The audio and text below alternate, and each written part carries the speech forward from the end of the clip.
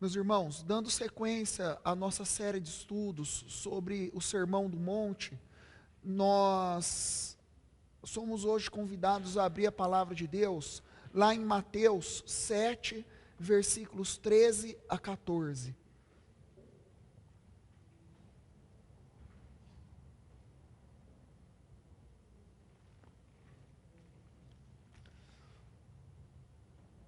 Hoje nós vamos ver sobre as duas estradas, os dois caminhos. Mateus 7, versículos 13 e 14. Ouçamos o que a palavra de Deus nos anuncia nessa noite. Entrai pela porta estreita. Larga é a porta e espaçoso o caminho que conduz para a perdição. E são muitos os que entram por ela. Porque estreita é a porta e apertado o caminho que conduz para a vida, e são poucos os que acertam com ela. Meus queridos, o reino de Deus, Jesus Cristo aqui ele está falando sobre o reino de Deus. Existe uma porta, existe um caminho, e esse caminho vai levar a um destino: a vida eterna ou a perdição. Jesus Cristo está falando aqui do caminho que ele nos convida a estar entrando e caminhando nele, que conduz para a vida eterna. Esse caminho, ele é o objeto do convite de Jesus Cristo. Vem caminhar comigo, eu sou o caminho, a verdade e a vida. Você vai caminhar com Jesus. Isso é muito bom. Quando a gente ouve falar de reino de Deus, da vida eterna, o caminho estreito, a porta apertada que conduz para a vida, a gente lembra do quê? Reino do céu, vida, Jesus. Nós lembramos do quê? De alegria, de bênção, de coisas boas, de consolação, de redenção, de livramentos, de sabedoria, de bênçãos. Nós lembramos de bênçãos. Só que esse caminho conduz para a vida, conduz para a bênção. Existe um bônus, a vida, mas existe um ônus, que é esse caminho ser estreito. E você caminhar por um caminho estreito não é fácil. E Jesus Cristo aqui quer dizer o quê? Existe a vida, mas a vida eterna tem um preço. Você tem que escolher a porta estreita e caminhar pelo caminho apertado. Meus irmãos, o problema é que as pessoas hoje, e a maioria delas, elas querem o quê? A bênção, elas querem a vida, mas elas não querem passar pelo caminho que é estreito. Elas querem a bênção, a vida, mas querem caminhar pelo caminho largo. E essa contradição não é possível. Vejam bem, a porta estreita vai te levar para o caminho apertado. E esse caminho é a vida. A porta larga vai te mandar para o caminho espaçoso. Mas veja bem, o contrário não pode existir. Você querer escolher a porta estreita e caminhar por um caminho espaçoso. E lá na frente ter a vida. O problema das pessoas hoje, e aí está a multidão que Jesus Cristo fala nesses versículos, é que eles até querem, tão bem intencionados, têm boa intenção no coração. Eles escolhem a porta estreita, mas querem caminhar folgadamente, como se esse caminho fosse muito espaçoso. Mas isso não é possível. Meus irmãos, a porta larga é para muitos, e ela conduz à perdição. A porta estreita é para poucos, ela conduz para a vida. O significado de porta aqui quer dizer o quê? A decisão que você faz por Jesus. E eu digo que até muitos se decidem por Jesus, mas na hora de caminhar, as pessoas muitas vezes voltam para trás. O caminho, ele pode ser espaçoso, mas ele também pode ser apertado. O que é o caminho? Esse caminho é a existência humana. São todos os dias que nós temos, desde o momento que a gente aceita Jesus, até o momento que termina a nossa caminhada, o momento que a gente parte. E aí entra o significado de uma lição muito importante, a perseverança. Caminho significa vários passos que você tem que dar. Um grande caminho começa com o primeiro passo, e continua com o segundo, com o terceiro. Quantos você vai dar? Eu não sei, mas o caminho da vida é muito longe, e você precisa ter perseverança, para não acontecer aquilo que a gente vê no Salmo 145 que a gente leu, a gente se achar muitas vezes prostrado e abatido. Meus irmãos, é preciso ter perseverança. E a porta, para você passar pela porta estreita, significa o quê?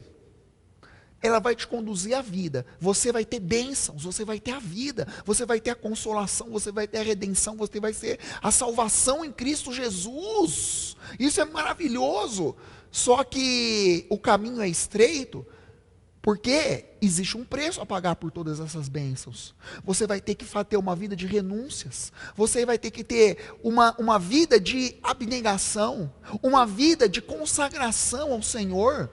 Se você quiser ganhar a sua vida, você tem que perder. Aqueles que ganham sua vida, perderão, mas aqueles que a perdem por causa de meu nome, eles ganharão a vida eterna. E veja bem, e não é só isso, mas existe também coisas muito difíceis para o ser humano fazer, que é exigido no caminho estreito. Perdoar o próximo, nos livrar do nosso orgulho, da nossa ganância, da nossa avareza. Está sujeito muitas vezes a passar perseguições, calúnias e injúrias por causa do nome de Jesus Cristo. O caminho é estreito, por quê? Porque existe um preço a pagar. Se você quiser passar por um caminho estreito, você tem que fazer o quê? Muitas vezes, você só vai poder passar você com a sua roupa do corpo. Mas você tem que tirar os excessos para poder passar pelo caminho estreito. Porque mal você consegue passar. Pior se você estiver levando mochilas, bolsas, bagagens, malas. Você tem que deixar tudo isso para trás, porque senão você não consegue passar pelas fendas estreitas da salvação.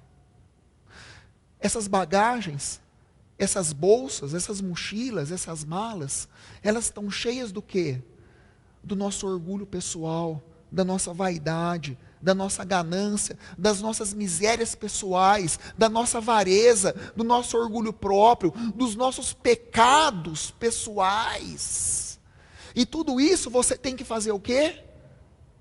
Tirar as alças dessas mochilas, se livrar de tudo isso, porque com elas você não vai conseguir passar pelo caminho estreito. Irmãos, essa porta estreita, ela é apertada porque ela tem um preço a ser pago. Existe a bênção, existe a vida, mas existe um preço para pagar. Tudo que você tem que se livrar. Quando eu estudava química na escola, a gente ia para o laboratório lá no colegial, e a gente ia no laboratório de química ver os fenômenos da natureza sendo reproduzidos dentro do laboratório. Então o professor de química pegava aqueles tubos de ensaio e começava a fazer os experimentos. E ele juntava 2 agentes e criava um reagente. E lá a gente estudava os fenômenos da natureza. Os fenômenos da natureza, eles se manifestam através de causa e consequência, ação e reação. Quer ver um exemplo? A causa para ter chuva é um tempo que tenha umidade no ar. Essa é a causa. Se você tiver a causa, umidade no ar, você vai ter a consequência, segundo as leis da natureza, que é chuva. Se o ar está seco, se você não tiver a causa da consequência, que é a chuva, um ar seco, você não vai ter a consequência, que é a chuva. Na vida espiritual é a mesma coisa. Existem, nas leis espirituais, estipuladas pela palavra de Deus, existe causa e consequência, ação e reação. As causas, as ações, quais são? Você deixar o peso das mochilas, o excesso da bagagem, do teu orgulho, da tua vaidade, da tua ganância, você se consagrar, você ler a palavra e orar todos os dias. Existem as causas e as ações. Se você fizer e praticar as causas e as ações, você vai colher e experimentar as consequências e as reações. Você vai ter a presença de Deus na sua vida. Você vai ter a vida que está lá no final do caminho estreito. Mas sabe qual é o grande problema dos seres humanos hoje? Eles querem ter as consequências e as reações, sem praticarem as causas e as ações. Não dá para ter chuva se não tiver um tempo úmido. Não dá para ter a presença de Deus na nossa vida, que é a consequência e a reação, se a gente não buscar e praticar a causa e a ação, que é ler a palavra, que é meditar nas escrituras, que é fazer a contemplação. Esses dias, há 2 domingos atrás, eu falei no culto da noite, da importância da prática da contemplação, que é você olhar para o passado e ver tudo que Deus fez de bom na sua vida, e aí você se fortalece para o futuro. E as pessoas querem ter a consequência e a reação, sem praticarem e buscarem e cultivarem na sua vida a causa e a ação. Meus irmãos, e aqui é claro nesse texto, as pessoas querem ter o quê? Querem ter a vida, mas não querem pagar o preço de caminhar pelo caminho estreito. E é essa a mensagem de Deus nessa noite. Existe bênção, mas as bênçãos custam caro. A graça é um presente de Deus, porque nós somos salvos pela graça de Deus mediante a fé. Não é por obras nossas. Eu posso passar 1000 anos meditando, orando, fazendo vigílias, passar as madrugadas em jejum e oração, em penitências, doar todos os meus bens para os pobres. Mas, quando eu saí do meu quarto, depois de uma noite de vigília, de orações, eu vou passar pela rua, eu vou pôr o pé na calçada e o sinal vai estar fechado para um motociclista, e na hora que eu for atravessar, em vez de ele parar, ele vai avançar o sinal, e quase vai me pegar, e eu vou precisar dar um pulo para trás, e na minha fraqueza de ser humano, eu vou soltar um insulto. Meus irmãos, pequei, errei, e toda aquela noite de vigílias, de oração, de penitências, foi tudo por água abaixo.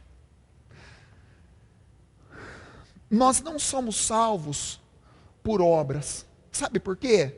Porque mais cedo ou mais tarde, no meio de tanta coisa boa, que eu e você, a gente faz coisa boa, mas a gente faz coisa ruim. No meio de tanta coisa boa, mais cedo ou mais tarde, a gente vai fazer uma coisa errada. A gente vai soltar uma palavra que não devia. A gente vai pensar uma coisa que não devia. E aí tudo vai por água abaixo. Esse negócio de não poder ser salvo pelas obras, porque mais cedo ou mais tarde a gente vai fazer uma coisa ruim, vai pôr tudo por água abaixo, tem muito a ver com a experiência culinária de fazer um omelete. Olha só que interessante. Vamos supor, se eu quero fazer um omelete grande, e eu tenho 3 ovos, e aí eu ponho numa bacia, numa tigela, o primeiro ovo, quebro, ponho o primeiro, e aí começo a bater com os temperos, ponho os condimentos, ponho a cebola, o alho, ponho ali os temperos, pego o segundo ovo, quebro, ponho ali, o odor dele está agradável, eu sei que ele está bom, está fresquinho, está maravilhoso, e aí começo a bater. Aí eu vou pegar o último ovo, quebro ele, quando eu vou abrir ele, o ovo está passado, o ovo está estragado. E ele caiu lá, a gêmea clara caiu junto com os ovos bons mexidos. O que vai acontecer? Estragou tudo, não vai adiantar nada. Na vida espiritual é a mesma coisa. A gente se esforça para fazer o bem, e nós fazemos o bem, mas mais cedo ou mais tarde a gente vai fazer uma coisa errada e vai estragar tudo que a gente fez antes. Então, nós somos salvos não é por obras, mas é através da graça, mediante a fé. Meus irmãos, e isso é maravilhoso, porque a fé, ela vem para nos conceder aquilo que a gente não pode fazer, salvarmos por nós mesmos. Isso é graça. Graça é um favor imerecido. Só que você recebe a graça de Deus, é um favor imerecido. É uma coisa que você não merecia, mas que Deus te dá através da sua fé. Mas ela tem um preço. A graça é um presente. Quando você ganha um presente, o presente, ele é um presente porque ele é de graça. Se você pagar por alguma coisa, não é presente, ué. Agora, se eu faço aniversário e eu não pago nada, e a pessoa vem lá, pastor, parabéns, um presente para você. Eu ganhei de graça. Mas todo presente, apesar de ser de graça, ele tem um custo. Houve uma vez que eu ganhei uma muda de uma planta exótica. E muito sensível, eu ganhei num aniversário meu. E a pessoa me deu, e eu fiquei muito feliz. Uma plantinha que vinha num vasinho, e ela era pequenininha, um bonsai, e ela exigia muitos cuidados. Você tinha que regar ela todos os dias, 3 vezes por dia, com água numa temperatura certa. Não podia ser nem natural, nem muito fria. Era muito complexo o cuidado que você tinha que ter, que você tinha que pôr ela para tomar os primeiros raios de sol, logo depois do amanhecer, depois guardar ela. No final da tarde, você tinha que tirar ela do abrigo e pôr ela na varanda para ela tomar o arzinho da tardezinha. Mas eu fiz isso durante 1 mês, durante 2 meses, mas a minha rotina é muito puxada. E eu não tenho tempo de estar todo instante em casa, estar toda tarde em casa para tirar, regar, tirar e pôr para tomar sol, tirar para pôr para tomar vento. Chegou uma hora que eu não dei conta e ela morreu. Por quê? Porque ela exigia cuidados. É um presente que eu ganhei de graça, mas ela custou. Custou dinheiro? Não, custou o meu cuidado. A graça, que é a salvação, é um presente. Você ganha de graça, mas assim como aquela plantinha que eu tive, ela exige cuidados. E aí, o que acontece? A pessoa quer ter o presente sem ter o cuidado. Ela quer ter a vida, mas não quer ter o cuidado de passar pelo caminho estreito. Meus irmãos, para colher as consequências e as reações, a gente precisa passar pelas causas e pelas ações. Mas, veja bem, você pode ter certeza de uma coisa: esse caminho, ele é estreito. É estreito por quê? Porque as pessoas vão te perseguir. Porque as pessoas vão te caluniar. Porque você vai ter que testemunhar a sua fé no seu trabalho, na sua escola, na sua sala de aula, e você vai ser colocado para lá. Você vai ser excluído. Você muitas vezes pode até ser ridicularizado. Você vai ter que passar pela provação de muitas vezes de ter que renunciar coisas que antigamente você gostava e que não agradam a Deus. Você vai ter que passar pela provação de superar as tentações da vida. E isso é difícil, não é brincadeira. Tudo isso tem um preço. Mas tudo isso, quando você está caminhando, pode te gerar o quê? Cansaço, tristeza e fadiga. Mas veja bem, esse caminho é estreito, porque você vai passar por tantos problemas, mas existe alívio, existe um oásis no meio do deserto. Porque a certeza do destino a ser alcançado, lá na frente, que é a vida eterna, já te fortalece no dia de hoje. Aquele destino que você vai alcançar no final do caminho estreito, aquela esperança, aquela certeza, já te alimenta no dia de hoje, de maneira que se você estiver prestes a cair de cansado, você vai se fortalecer e Deus vai aprumar os seus passos. Deus vai se fortalecer cada caminho seu, cada passo que você der. Jesus Cristo é o pão da vida. Quando a gente vai lá para João 6:35, Jesus Cristo diz assim: eu sou o pão da vida. Todo aquele que vier a mim, jamais sentirá fome, jamais sentirá sede, e eu o ressuscitarei no último dia. Meus queridos, isso é maravilhoso. Mas, quando a gente está caminhando nesse caminho estreito, a gente, muitas vezes, vai sentir fome, vai sentir sede. Por quê? Porque não é só o corpo que sente fome, a alma também sente fome. Se eu passo o dia inteiro sem me alimentar, o corpo dá os sinais da fome. Você sente o estômago roncando, você fica fadigado, cansado. Eu não estou aguentando mais. Assim como o corpo dá sinais de fome, a alma também sente fome.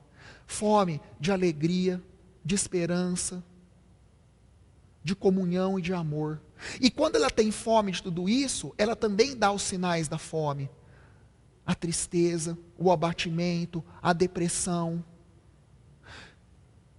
E Jesus Cristo, Ele é o pão da vida que alimenta não só o corpo, mas também a alma. De maneira que você vai ter forças para caminhar nesse caminho estreito. É estreito porque tem dificuldades.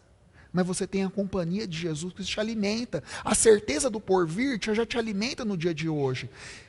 E aí você diz assim: pastor, eu já aceitei Jesus como meu Salvador, e eu estou caminhando no caminho estreito, mas ainda eu sinto fome. Eu ainda sinto sede. Por que isso? Ele não falou: quem experimentar de mim e vir a mim jamais vai sentir fome? Esse negócio de jamais sentir fome, jamais sentir sede, é para a vida eterna. É quando você alcançar o destino do caminho, que é a vida. É lá no reino dos céus, onde nem o corpo e nem a alma vai sentir sede. Eu sou o pão da vida. Você não vai ter fome nem sede. Mas isso é lá na vida eterna. Mas sabe o que é o mais legal de tudo? A certeza do saciamento completo e definitivo e eterno na vida eterna já te alimenta no dia de hoje. Jesus Cristo disse: eu sou o pão da vida. Você tem força. Se um maratonista sair para correr a sua maratona e não tiver tomado um bom café da manhã, ele sabe o percurso da corrida, mas ele não vai conseguir correr nem um terço, porque ele não se alimentou. Na vida, acontece a mesma coisa. A caminhada cristã também é uma maratona, e se a gente não se alimentar com o pão da vida nesse caminho estreito, você pode ter certeza, você vai cambalear e vai cair. Mas o mais lindo de tudo é o seguinte, meus irmãos: não basta só saber o caminho. Jesus Cristo disse: eu sou o caminho, a verdade e a vida. O problema é que muitos sabem o caminho, mas poucos estão se alimentando.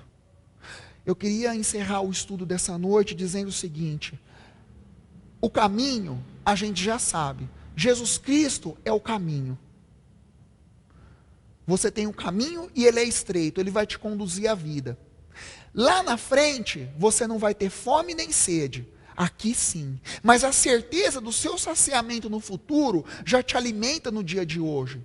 Você tem a direção, que é o caminho, mas você também tem a força. Aqui na igreja eu tenho um ministério com adolescentes e eu vivo isso todos os dias. Eu vejo adolescentes que com 16, 17 anos estão no ápice do seu vigor físico.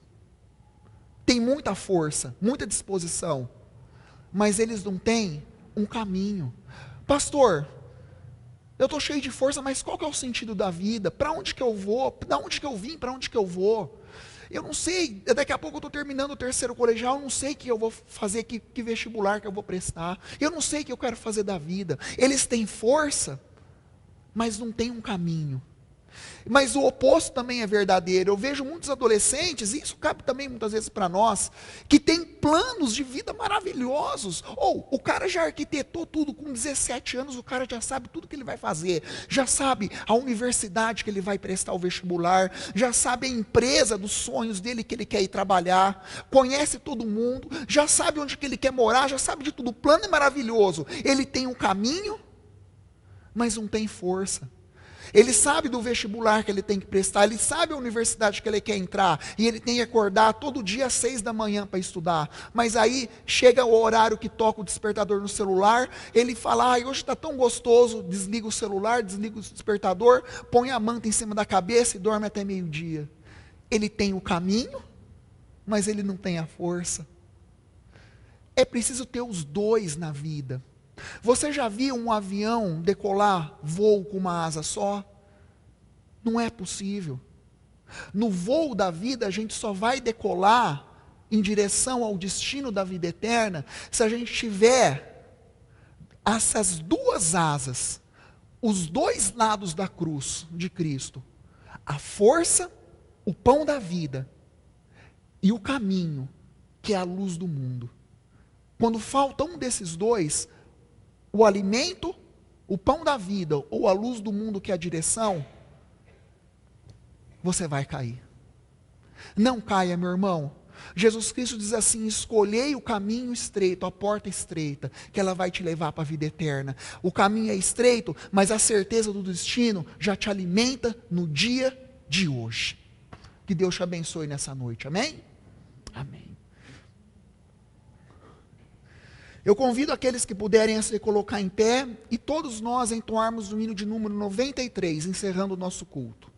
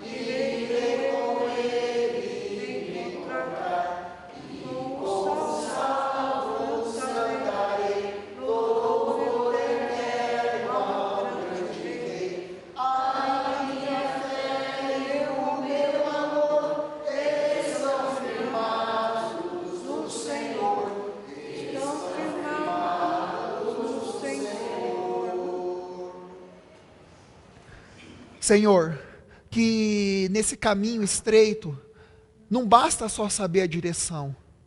A gente sabe que o caminho é estreito. A gente sabe que lá no fim a gente vai chegar à vida, que é o destino. Mas nós precisamos ter força, Senhor. Nos alimente, Senhor, com a tua carne e o teu sangue, para que a gente tenha tanto a força como a direção. E assim a gente possa decolar voo no caminho da vida, no trajeto para a salvação, Senhor. Ah, Senhor, larga é a porta, espaçoso é o caminho que lá na frente conduz para a perdição. Senhor, são muitos os que enveredam por esse caminho, que o Senhor possa incluir entre toda aquela minoria daqueles que escolhem a porta estreita e caminham pelo caminho estreito, todos aqueles que aqui estão, do menor ao maior, do mais novo até o mais experimentado em dias, e que na caminhada desse caminho estreito, ao passar pela porta estreita, a gente possa deixar todos os excessos para trás, com os quais a gente não conseguiria passar pela porta estreita, a nossa arrogância, a nossa dureza de coração, que nos impossibilita de perdoar o próximo, o nosso orgulho, a nossa vaidade, os nossos pecados prediletos e pessoais, os nossos pecados de estimação. Senhor, coloca tudo isso ao chão e que a gente possa passar, muitas vezes até mesmo sem a roupa do corpo, pela porta estreita, Senhor, e lá no final ganharmos a vida eterna. Amém, Senhor. Que a graça de Jesus, que o amor de Deus e Pai, que o poder, as consolações e a comunhão do Espírito Santo repousem sobre todos os irmãos, abençoando a toda a igreja, ontem, hoje e para todos sempre. Amém, Senhor. Boa noite a todos, meus queridos. Vão em paz e que o Senhor vos acompanhe.